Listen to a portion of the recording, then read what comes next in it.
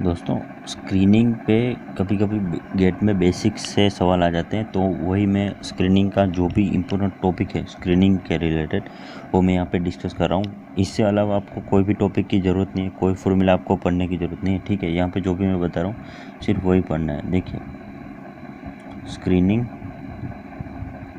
है ना, तो स्क्रीनिंग में सबसे पहले जो हमें पढ़ना है वो है मैश नंबर, है ना।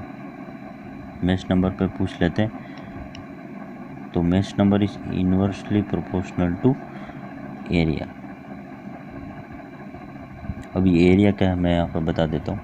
जैसे कि देखिए ये मैश है ना, तो ये वाला एरिया है ना। तो देखिए हमारे पास एक स्क्रीनिंग है ना, यहाँ पे पहले दूसरी तीसरी चौथी ऐसी स्क्रीन लगी हुई है। देखिए जैसे जैसे हम यहाँ पे नीचे जाते जाएंगे ये जो ओपनिंग है ये कम होती जाएगी, मीन्स एरिया कम होता जाएगा। तो इसका मतलब हम सीधा समझ सकते हैं कि जैसे नीचे जाएंगे ऐसे मैश नंबर जो मैश नंबर की वैल्यू है वो बढ़ती जाएगी। मीन्स जैसे एरिया कम होगा, जैसे ओपनिंग कम होती जाएगी, जैसे हम स्क्रीनिंग में नीचे की तरफ जाएंगे ऐसे मैश नंबर बढ़ता जाएगा, है ना। तो ये एक बेसिक सा सवाल पूछ लेते हैं दोस्तों। अब देखिए अब मुझे एक चीज़ यहाँ पर डिस्कस करनी थी, वो है स्क्रीनिंग एफिशिएंसी।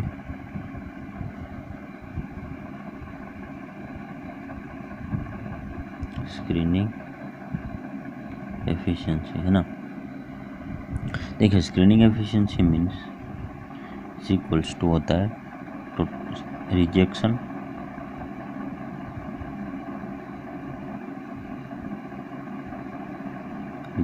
Into recovery.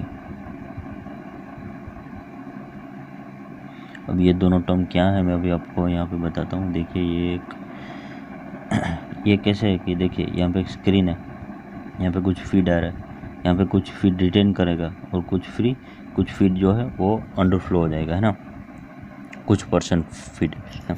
तो यही यहाँ पे मैं डायग्राम बना रहा हूँ, लेकिन कुछ अलग सेंस में। जैसे कि यहाँ पे फीड है, मीन्स डायग्राम थोड़ा समझने के लिए अलग बनाया है एक्सेप्ट। जैसे कि फीड में दो पार्टिकल है ए एंड बी, और एक पार्टिकल का जो फ्रैक्शन है वो XF है।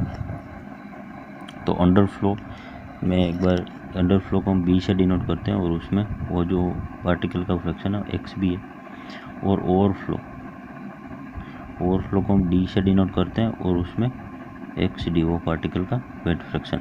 देखिए तो recovery is equals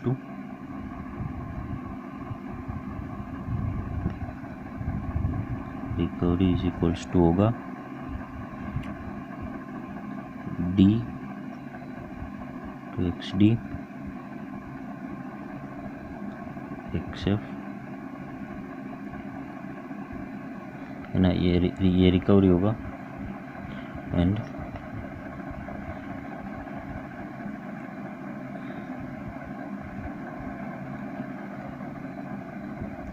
rejection is equals to B minus XB upon minus XF। Rejection का टर्म होगा दोस्तों। देखिए आपको इसमें कोई x/b के रेशियो लेके उसको फिर मोल मास फ्रैक्शन के टर्म्स में इसको लिखने की ज़रूरत नहीं। आप सिंपली मास बैलेंस करिए, F is equals to B plus D, है ना। और एक मटेरियल बैलेंस करिए, XF is equals to F is equals to XB into B, है ना, ऐसे। और उसमें से आप दो वेरिएबल होंगे जैसे कि B एंड D, उन दोनों को फाइंड करिए एंड ये आप एफिशिएंसी बहुत इजीली आप कैलकुलेट कर सकते हैं ना। तो ये एक चीज़ थी दोस्तों। और एक चीज़ यहाँ पे अगर आपको सिर्फ रिकवरी का पूछा है कि जो भी ओवरफ्लो उसके रिलेटेड एफिशिएंसी बताए, तो आप सिर्फ रिकवरी फाइंड करेंगे, वो जो एफिशिएंसी मिलेगी सिर्फ वही आप आंसर में डालना है। अगर आपको अंडरफ्लो की एफिशिएंसी पूछिए तो आप सिर्फ रिजेक्शन आंसर में लिखेंगे ना। अब देखिए और एक चीज़ मैं यहाँ पे बताना चाहता हूँ दोस्तों। जैसे मैं यहाँ पे लिख रहा हूँ 1-5 सेंटीमीटर एक पार्टिकल है और उसकी जो स्क्रीनिंग है वो कुछ इस तरह से यहाँ पे लिखी हुई है। तो इसका मतलब क्या है? तो देखिए इसका मतलब ये है कि वो जो पार्टिकल है वो पास हो जाएगा 10 सेंटीमीटर की स्क्रीन से और वो रिटेन करेगा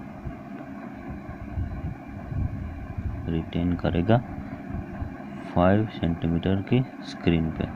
वैसे सेंटीमीटर नहीं होता, mm होता है सेंटीमीटर तो बहुत बड़ा यूनिट हो गया है ना इन केस ऑफ पार्टिकल। अब इसको कुछ इस तरह से भी लिखते हैं कि जैसे मैंने अभी यहाँ पे लिखा कि 5 and -10, तो इसको कुछ बुक्स में ऐसे भी दिया रहता है कि 10/5 है ना। तो इसका भी मतलब यही है कि वो जो पार्टिकल है वो 10 mm की स्क्रीन से निकल जाएगा और 5 mm की स्क्रीन पे रिटेन करेगा, है ना। तो आई होप आपको ये लेक्चर समझ आया होगा दोस्तों। कोई भी अगर आपको डाउट है तो आप कमेंट सेक्शन में पूछ सकते हैं, है ना। तो ये लेक्चर था दोस्तों। Thank you for watching.